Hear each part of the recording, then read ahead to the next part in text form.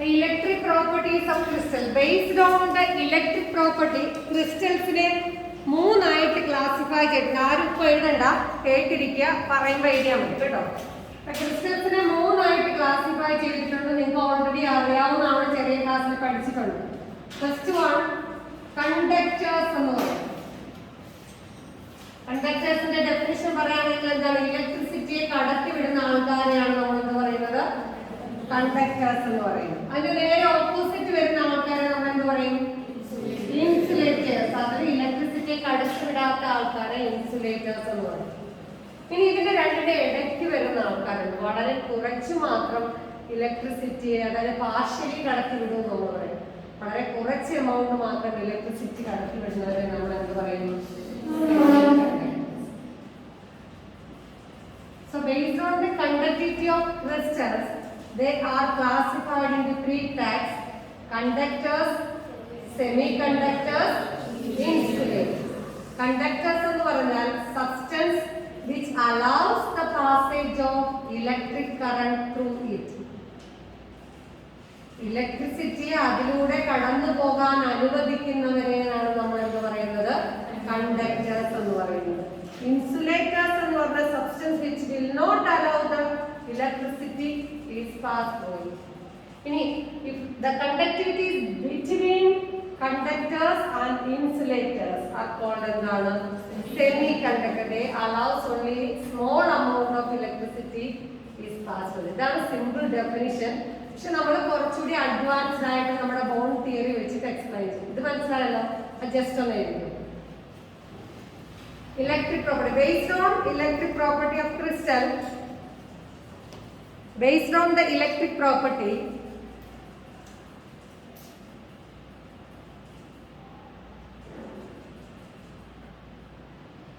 crystals are classified into three. Crystals are classified into three types. നിങ്ങൾക്ക് മൂന്ന് കോളമായിട്ട് എഴുതാം, അല്ലെങ്കിൽ ഓരോന്നോരോന്ന് എഴുതാം. First one conductors.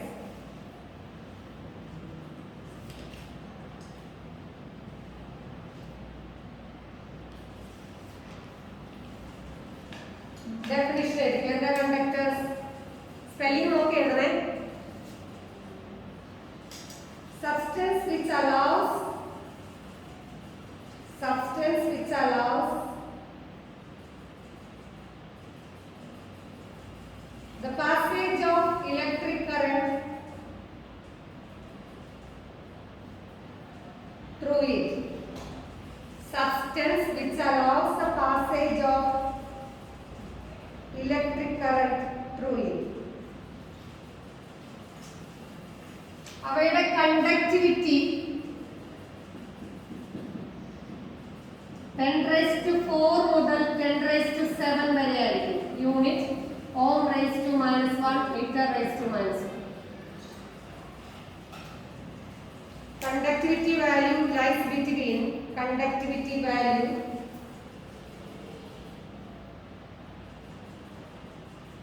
lies between 10⁻⁴ to 10⁻⁷. -7 അല്ല കേട്ടോ, 10⁻⁴ to 10⁻⁷.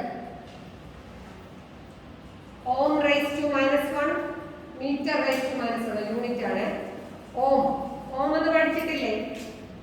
ഓം എന്ന് പറഞ്ഞാൽ റെസിസ്റ്റൻസിന്റെ യൂണിറ്റ്. എങ്ങനെ എഴുതുന്നത്?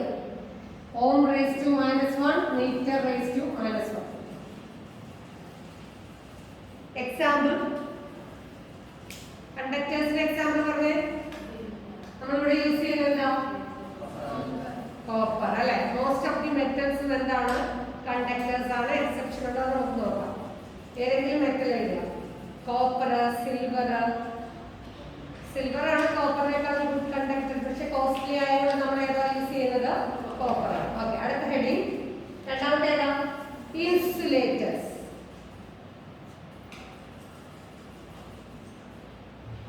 ഇൻസുലേറ്റേഴ്സ് എന്തായിരിക്കും? ആ substance which allows only small amount of electricity. Insulated ആയിരിക്കും അല്ലേ? സോറി, എന്തായാലും substance which will not allow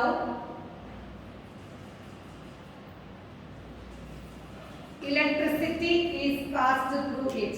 Substance which will not അത് ചേർത്തിട്ട് ബാക്കി പഴയ എഴുതിയാൽ മതി.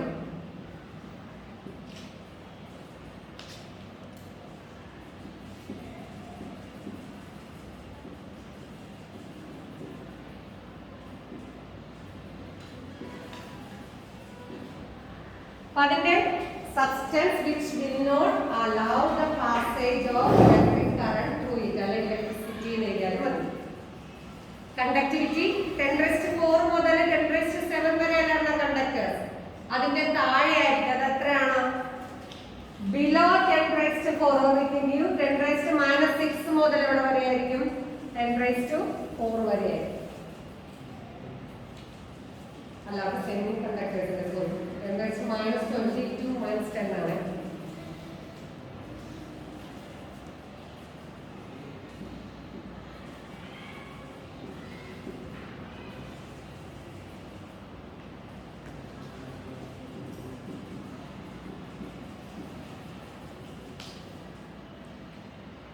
(10⁻22 -10). ഇനി സെമി കണ്ടക്ടേഴ്സ് എഴുതാം. സെമി കണ്ടക്ടേഴ്സ്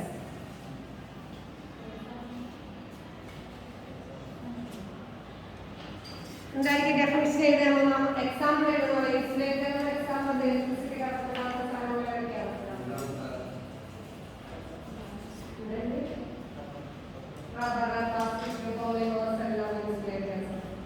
അറിയാലോ, നമ്മുടെ വീട്ടിൽ യൂസ് ചെയ്യുന്ന വെച്ച് പറഞ്ഞാൽ മതി. പ്ലാസ്റ്റിക്കിൽ തന്നെ തെർമോപ്ലാസ്റ്റിക്, തെർമോസെറ്റിംഗ് പ്ലാസ്റ്റിക്, PVC ഇതൊക്കെ എഴുതാം. സെമി കണ്ടക്ടേഴ്സിന്റെ ഡെഫിനിഷൻ എഴുതാം. Substance which allows only partial amount of electricity അല്ലെ small amount of electricity passed through it. only small amount. Substance which allows the passage of small amount of electricity through it.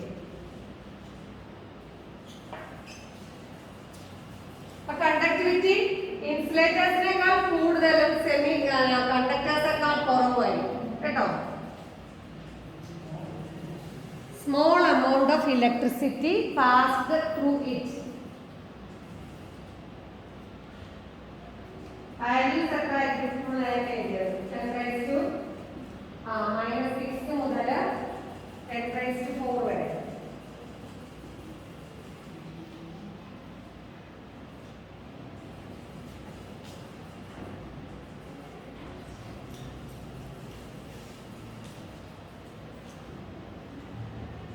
Example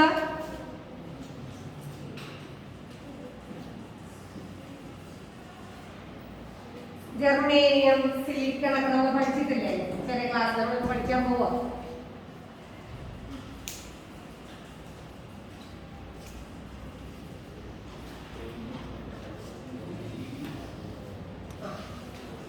school ബസ്സിന് പോകുന്നവർ break ടൈമില് staff റൂമിൽ ചെന്ന് സാധനം കാണുന്നതാണ് കേട്ടോ.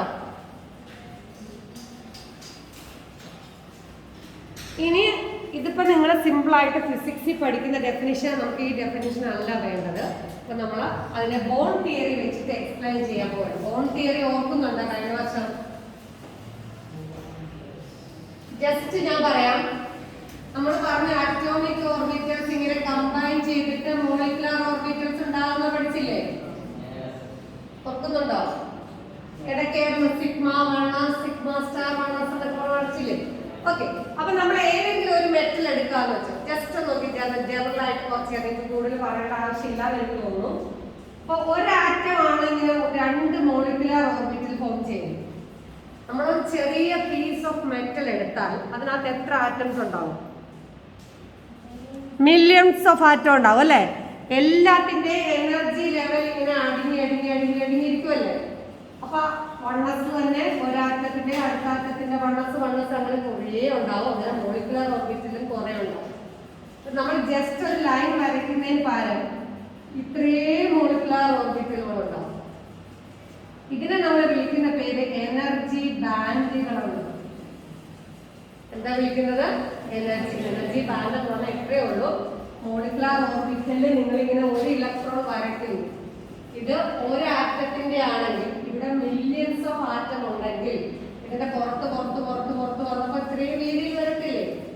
അങ്ങനെ എനർജി ബാൻഡുകൾ. അപ്പൊ താഴെയുള്ള ബാൻഡ്, മേളിലുള്ള ബാൻഡ്. താഴെയുള്ളവയെ നമ്മള് ബോണ്ടിങ് മോളിക്കുലാർ ഓർബിറ്റൽ എന്നും മേളിലുള്ളവയെ എന്താണ് വിളിക്കുന്നത്? Anti bonding molecular orbital. എന്തെങ്കിലും ഐഡിയ ഉണ്ടോ അതിനെ കുറിച്ച്?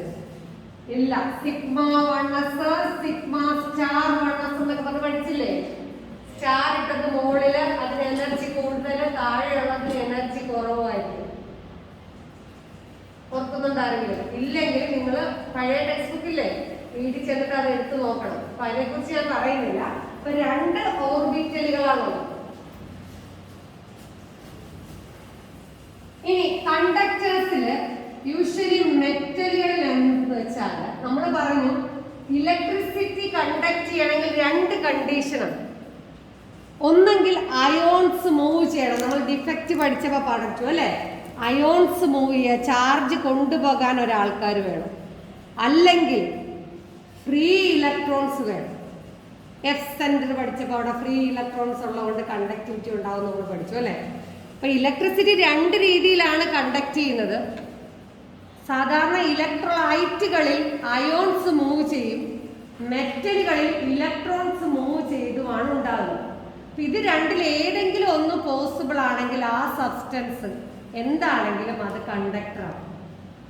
അപ്പൊ ഇവിടെ മെറ്റലുകളിൽ അതിന്റെ താഴത്തെ ബോണ്ടിങ് മോളിക്കുലാർ ഓർബിറ്റലും ഇവിടെ ആന്റി ബോണ്ടിങ് മോളിക്കുലാർ ഓർബിറ്റലും ഉണ്ട്. ഈ താഴത്തെ ഓർബിറ്റിൽ ഹാഫ് ഫിൽഡ് ആയിരിക്കും. സോഡിയത്തിന്റെ ഒക്കെ വരയ്ക്കുമ്പോൾ നിങ്ങൾക്ക് മനസ്സിലാകും. താഴത്തെ ഓർബിറ്റിൽ ഹാഫ് ഫിൽഡ് ആയിരിക്കും, ഇത് എംറ്റി ആയിരിക്കും. അതിനെ കുറിച്ച് നമ്മളിപ്പോ നോക്കണ്ട. ഇവിടെ തന്നെ ഇത്രയും സ്ഥലം കാലിയായിട്ടിരിക്കും. അപ്പൊ എന്ത് പറ്റാം? ഇവിടെ ഇരിക്കുന്ന ഇലക്ട്രോൺസിന് ഫ്രീ ആയിട്ട് മൂവ് ചെയ്യാൻ പറ്റത്തില്ല. അപ്പൊ മെറ്റൽസില് ഒരു കണ്ടീഷൻ ബോണ്ടിങ് മോളിക്കുലാർ ഓർബിറ്റൽ ഇത് ഹാഫ് ഫിൽഡ് ആയിരിക്കാം, അല്ലെങ്കിൽ ചിലതിനത് ഫുള്ളി ഫിൽഡ് തന്നെയാണ്, നിറഞ്ഞിരിക്കുകയാണ് ഇലക്ട്രോൺ. പക്ഷെ അതിന് മുകളിലുള്ള കാലിയാ ഓർബിറ്റൽ ഇങ്ങനെ ഓവർലാപ്പ് ചെയ്ത് കിടക്കും. ഇവിടെ തമ്മിലുള്ള എനർജി ഗ്യാപ്പ് വളരെ കുറവായിരിക്കും. എനർജി ഗ്യാപ്പ് കുറവാണെങ്കിൽ ഇവിടെ ഇരിക്കുന്ന ഇലക്ട്രോൺ ഇതിനകത്തോട്ട് മൂവ് ചെയ്തുകൂടെ?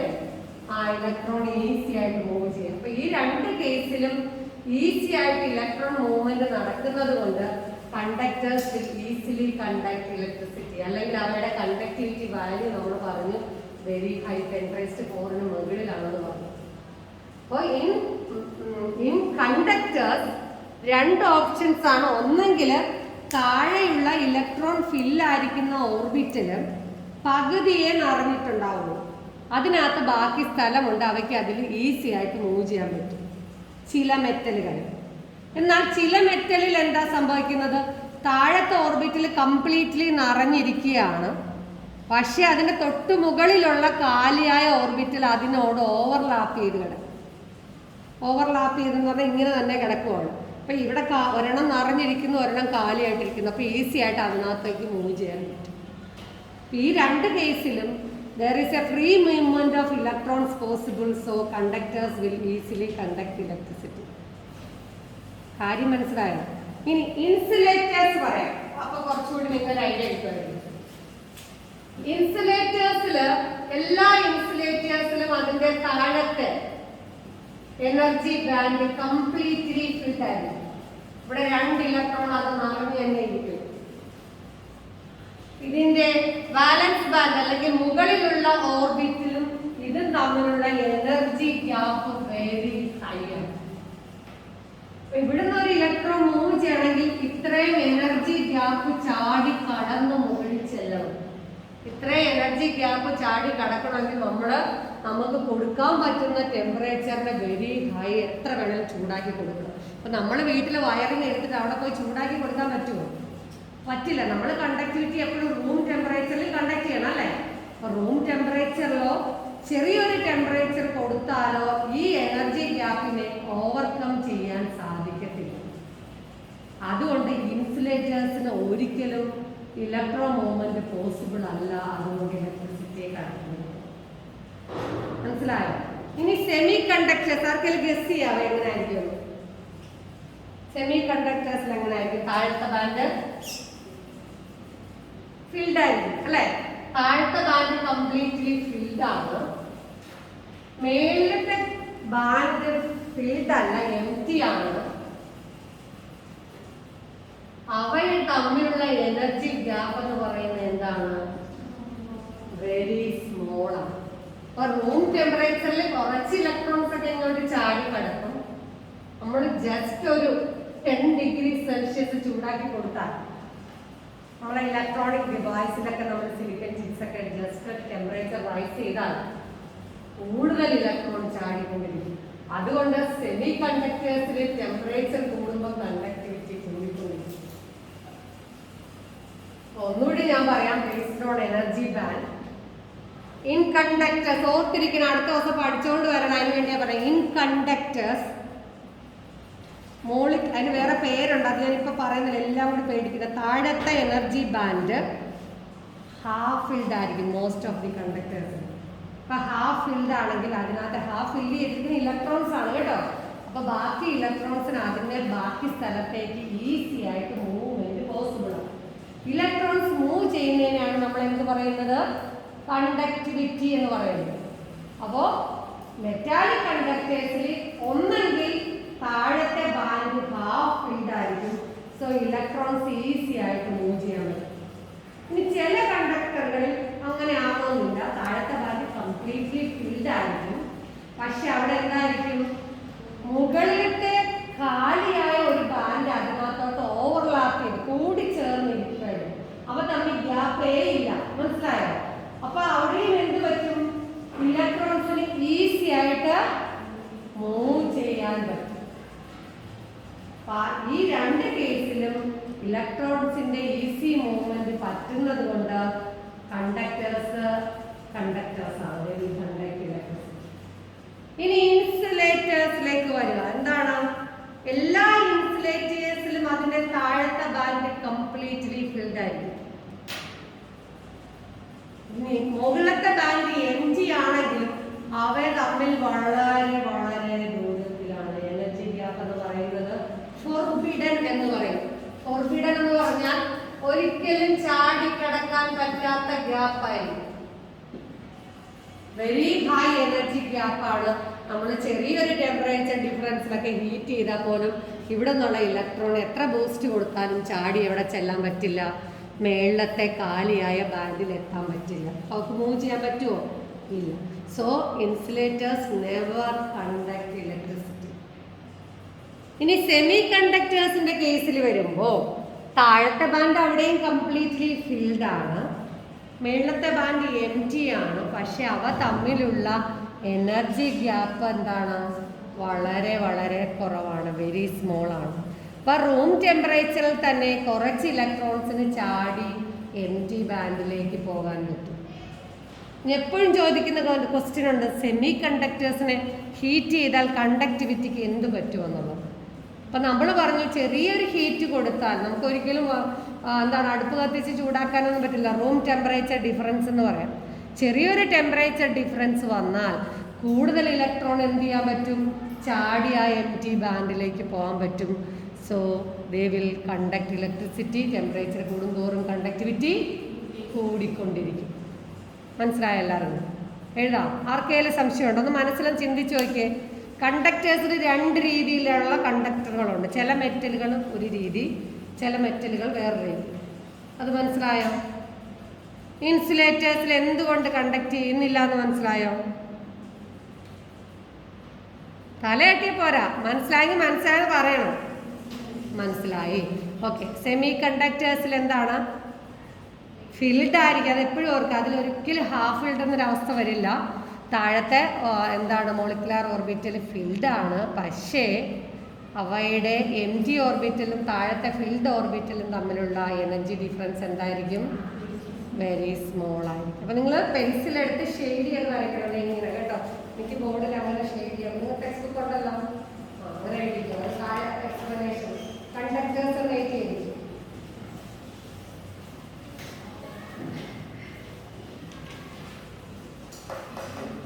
സെന്റൻസിൽ എഴുതണമെന്നില്ല കേട്ടോ, നിങ്ങൾ അങ്ങനെ പടം വരച്ചാലും മതി. സെന്റൻസിൽ എഴുതണമെന്നില്ല.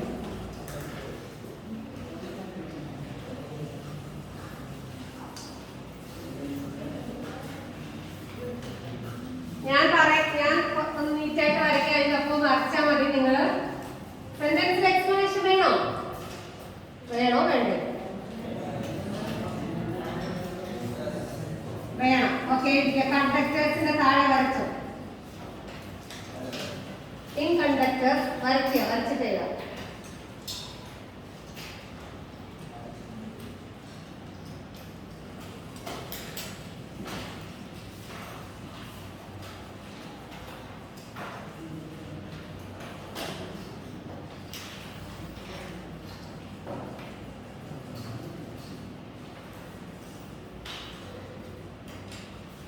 ആദ്യം വരയ്ക്കുമ്പോൾ ഈ ലൈന് താഴെ ഷെയ്ഡ് ചെയ്യണം നല്ലതായിട്ട്, കംപ്ലീറ്റ് ആയിട്ട് കേട്ടോ.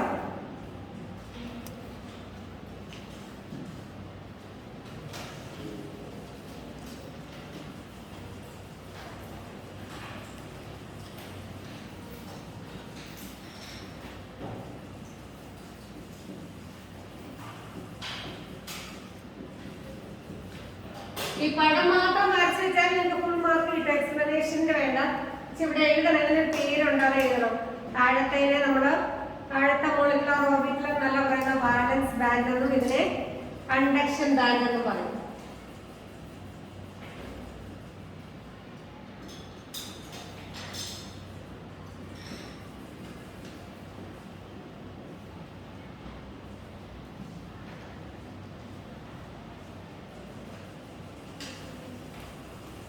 ഈ രണ്ട് പടം വരയ്ക്കുക, രണ്ടും കണ്ടക്ടേഴ്സിന്റെ ആണ് കേട്ടോ.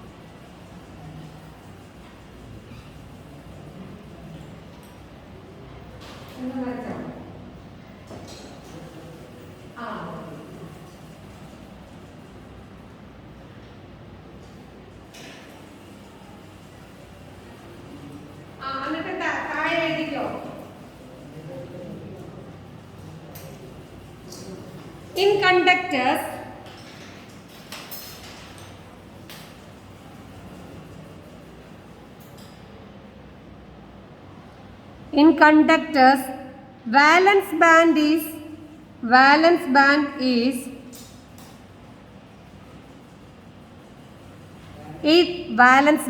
അവിടെ എഴുതിയിട്ടുണ്ട്. valence band is either half filled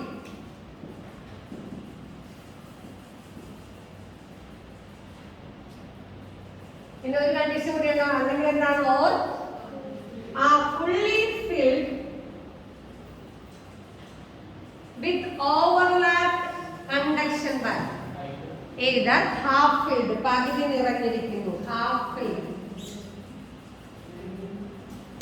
either half filled or ചിലപ്പോൾ fully filled ആയിക്കൂടെ. fully filled ആണെങ്കിൽ എന്താണ്, or fully filled overlapped with എന്താണ്, empty conduction band. empty എന്ന് കൊടുക്കുന്നതില്ല, empty പറഞ്ഞാൽ കാലിയായത്, empty വരും. overlapped with fully filled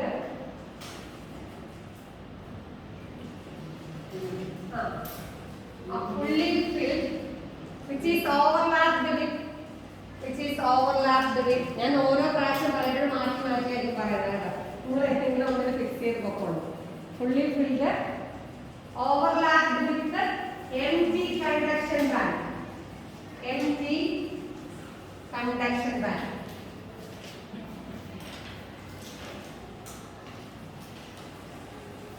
ഇനി അടുത്ത പടയൊക്കെ വരയ്ക്കും നമ്മള് ഇൻസുലേറ്റേഴ്സിന്റെ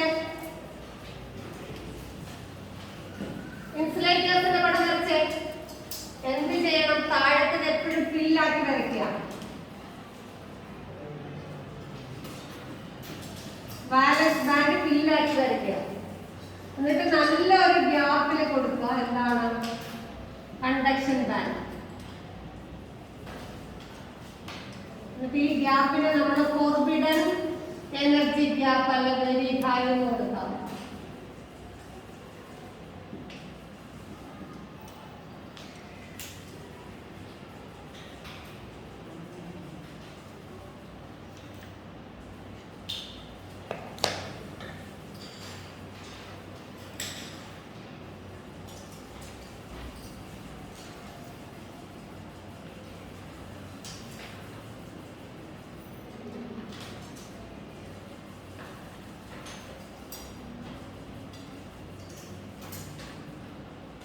കുറച്ച് സ്പീഡ് വരയ്ക്കുന്ന ഒരു കാര്യം കൂടി പറയണം. പീരീഡിന്റെ ഡ്യൂറേഷൻ കുറച്ചുകൊണ്ട് തീർക്കാൻ പാടാണ്. അവിടെ എന്തെഴുതും?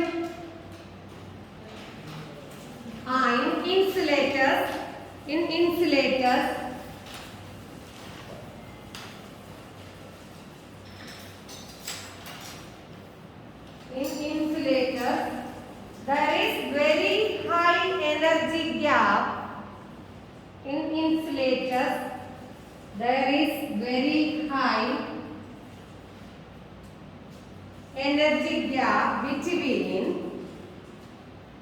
there is very high energy gap between fully filled adore parayana nirikkunnaanu parayana fully filled valence band energy gap between fully filled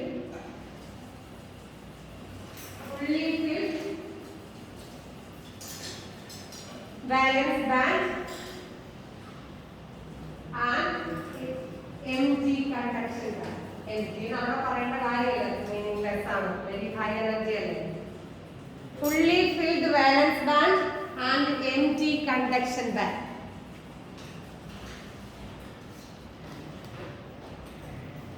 ഇനി സെമി കണ്ടക്ടറിന് ഈ പടം തന്നെയാണെങ്കിൽ ഇവിടെ കുറച്ചുകൂടി അടുപ്പിച്ച് വരയ്ക്കുക. അത്രേ ഉള്ളൂ.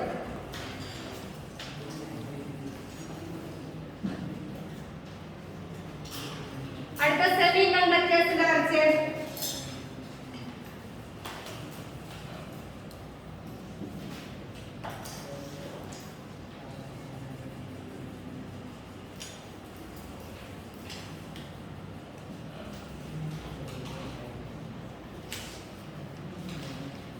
ഇങ്ങനെ മുട്ടിമുട്ടി വരയ്ക്കരുത് കേട്ടോ.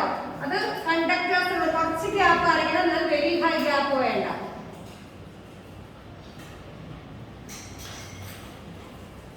എന്താ പറ്റി ലാസ്റ്റ് ബെഞ്ചിൽ സംശയമുണ്ടോ? അഖിൽ കൃഷ്ണൻ ഇല്ല. താഴത്തെ ഫില്ലാക്കി വരയ്ക്കുക, ഫിൽഡ് തന്നെയായിരിക്കും എപ്പോഴും. പക്ഷെ മുകളിലത്തതായിട്ട് ഇച്ചിരി എനർജി ഗ്യാപ്പേ ഉണ്ടാവുള്ളൂ, സ്മോൾ എനർജി ഗ്യാപ്പ്. റൂം ടെമ്പറേച്ചറിൽ തന്നെ കുറച്ച് ഇലക്ട്രോൺസിന് ചാടി പോകാൻ പറ്റും.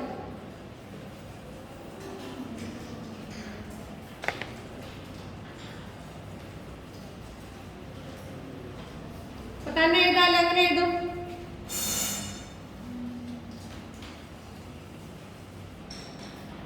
എങ്ങനെ എഴുതുന്നത്? in semiconductors there is small energy gap. There is small energy gap between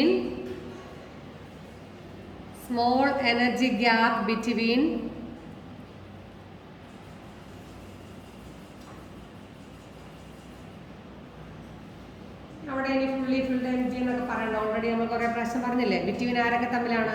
വാലൻസ് ബാൻഡും conduction band. Between valence band and conduction band.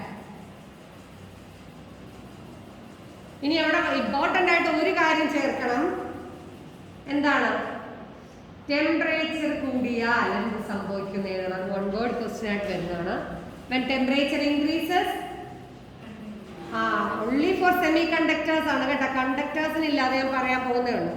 when temperature increases, conductivity increases. അതായത് കൂടുതൽ ഇലക്ട്രോൺസിന് എന്ത് ചെയ്യാൻ പറ്റും? ആ എനർജി ബാരിയർ ഓവർകം ചെയ്ത് മേളിൽ ചെല്ലാൻ പറ്റും.